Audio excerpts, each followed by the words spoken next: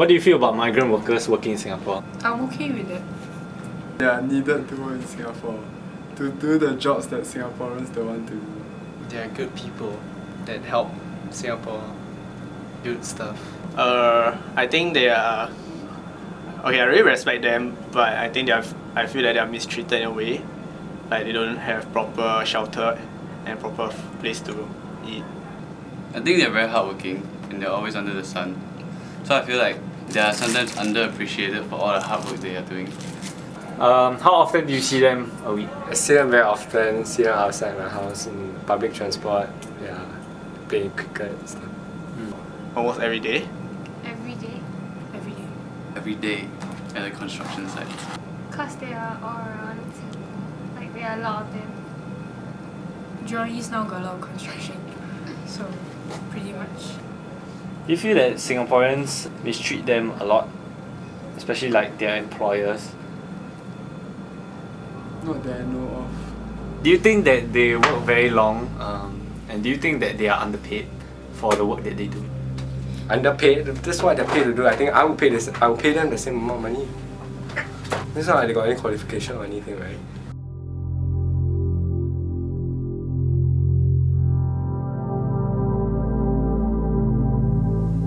As the sun sets, the Singapore River magically lights up as people start flooding in after work.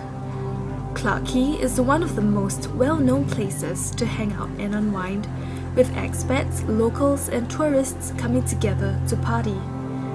It is the perfect place to be at if you desire to spend the night and have fun. You might think that clubs and pubs are the best places to be at to have fun, but in other parts of Singapore, there is a total different meaning to nightlife.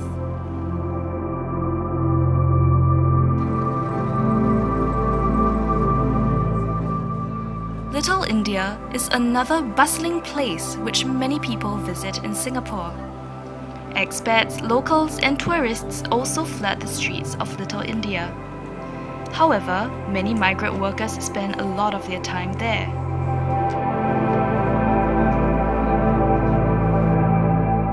Hidden away in Jurong is a dormitory for migrant workers. Migrant workers are semi-skilled or unskilled workers who mainly work in the manufacturing, construction and domestic services sectors. Currently, there are 239,400 migrant workers in Singapore who are involved in construction work. Most of them start work at 6 a.m. and end work at around 6 p.m, which is when they head back to their dormitories. Only then does their nightlife start.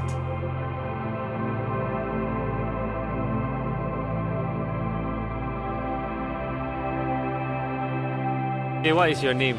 Saravana. How long do you work every day? Work hours, 8 hours. 8 hours. Per day. What time to what time? 8 to 6 lah. How much is your pay per hour? Hour per day, $30. So when you come back to Jalan Papan, what do you do at night? Night come after cooking. Cooking after shower. After you go the health serve. Talk to Skype, my wife, children. Skype? Yeah. So you play carom? You play carom? No, you don't play carom? What do you do for fun? To relax? Health serve only lah. You go health Army health serve. Skype Skype salah. Okay. You like staying here? Yeah. Staying here good? Good. Good Dormitory better than all. Okay. Where do you work? My work? Yeah, where cabling termination. Okay, so what job do you do there? Cabling lah, cabling. Only cable lah. Where's your workplace? Jurong Island. Jurong Island. So how's your transport? Morning 6:45, my company arranges the lorry. Lorry. Then what time come back? 6:45 lah. 6:45 to come back. I wake up 6 o'clock after then go. Okay. Then you come back 6:45, 7 o'clock. Okay, then you cook your dinner. Then after that you shower, go there. Then relax. Okay. Thank you very much. Okay. For most of them, this is the best time where they can hang out with their friends and fellowship over a few beers and some food, and perhaps even a game of carom or two. This is how they unwind after a long day of work. However, not every migrant is fortunate enough to be able to stay in a dormitory. So what do you feel about the living conditions of migrant workers in Singapore? Okay. Not that good, but survivable. I don't know. I think it's better than their home. Right? They are provided with the basic necessities. So right now we're at Dakota. We're near a bin. We're actually at a bin center.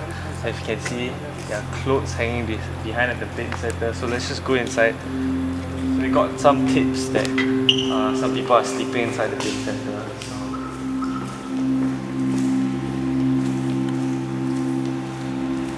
See what is the mosquito, I think like that. You see how people cannot sleep. Like dengue. Okay. Like that come. Okay. So, how many people do you say are sleeping inside here? Last time I see 5 or 6. 5 or 6? Yes. Okay. So, is this the only bin center that you know of? You know more? Yeah, before also I come there. Then I okay. talk to them some of the people. How about you? You're cooking, makan. Yes, I have cooking and makan and sleeping there. So they eat and makan and cook and everything inside? Yes. Last time I come there, I have some document also I have, but I... Okay. Yeah, okay. Okay, thank you very much. Okay.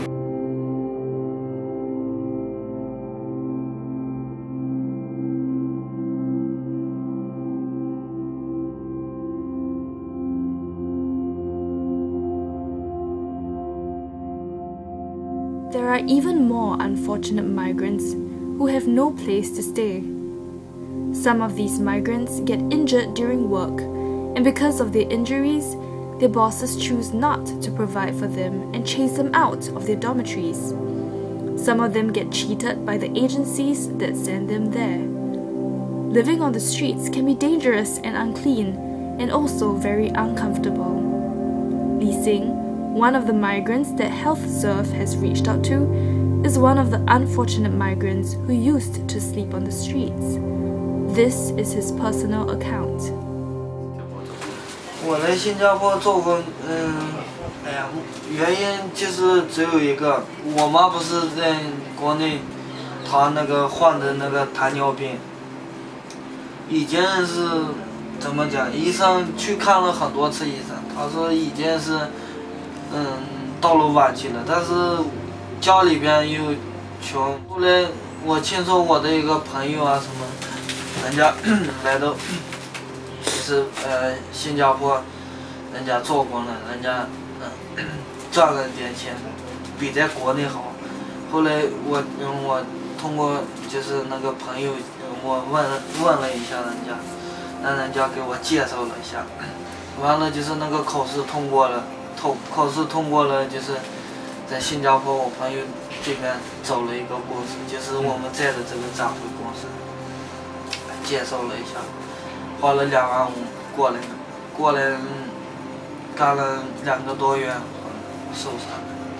我1月23号在那个玉兰墩地铁站旁边的那个17层的那个楼顶上做那个板墙，就是那天晚上加班。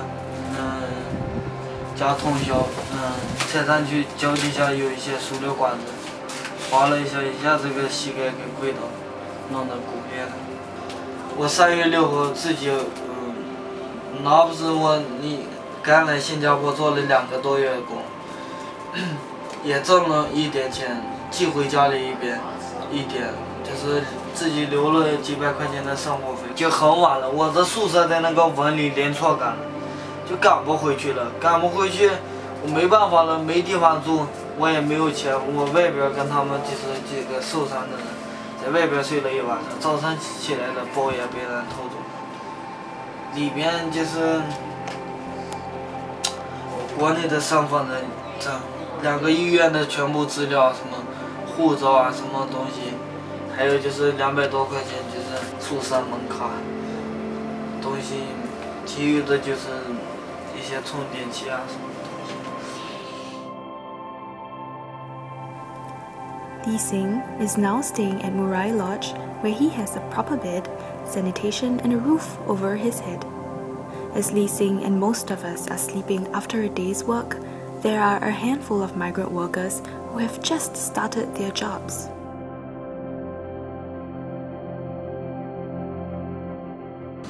我们来中国江苏，到新加坡呢来了大概有马上快3个月了，3个月，就在后边去航空。我们的公司呢就杨兄弟，英文就杨不的字，杨不老。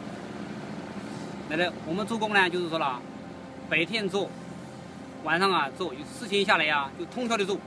上次有一次做了，连续做了28小时，28小时，第二天老板还叫我们加班，晚上10点半了叫我们加班。我说这太累了，那么你看外头就给我板墙。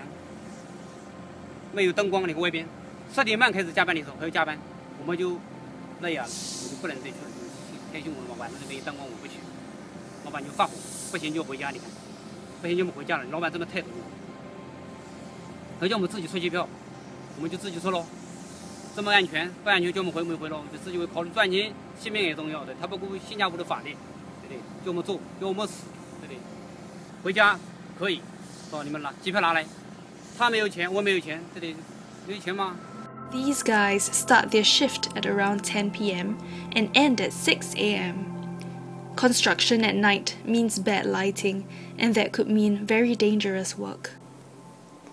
We speak to the director and co-founder of HealthServe, Mr. Tang, on the plight of the migrant workers who are exploited and are in bad living conditions. Another aspect of exploitation happens when workers pay large sum of money to agent and they are not being housed properly. Unacceptable accommodation is another way in which these workers are at risk in terms of their health and their living conditions. And we know of cases where these workers are actually being housed in bin centres all over Singapore. And just imagine if they eat, they live and they sleep there every day of their lives, how dehumanizing that can be. And one of the workers actually told me that it's very sad for him because for the first few days when he had to eat his food in the bin center, he actually vomited for about 4 days until he got conditioned to the smell and he has to adjust his livelihood and living in there. But the health hazard it's a problematic issue for these workers. So I think acceptable living condition is an important aspect of migrant health, and so that they can find proper rest and they have the proper sleep so that they can work for the next day. I think for migrants living in unacceptable housing conditions, the Ministry of Manpower will legislate laws against such illegal practices. And I think there will be greater enforcement that needs to be done to ensure that migrant workers are housed properly. But on the whole, I think there must also be a public awareness, public education, so that Singaporeans and workers know that this is an important part of treating our migrant workers well. Low-wage workers, because they work for very low salaries, they are normally not respected in Singapore. And their work is oftentimes dangerous, difficult, and can be demeaning at times. And so people don't treat them with respect. So I think we should treat each other in a way that we expect others to treat you. And they are like us, they have their families back home, they have kids back home, and they want a fair treatment from employers, from the companies, and from Singaporeans as well. So I think if we treat them with respect, they will honour that and they will respect us in return.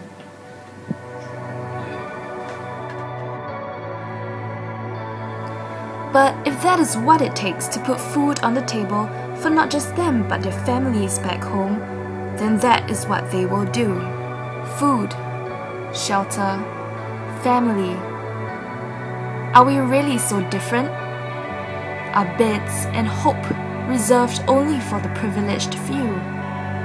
something can be done about what happens after dark.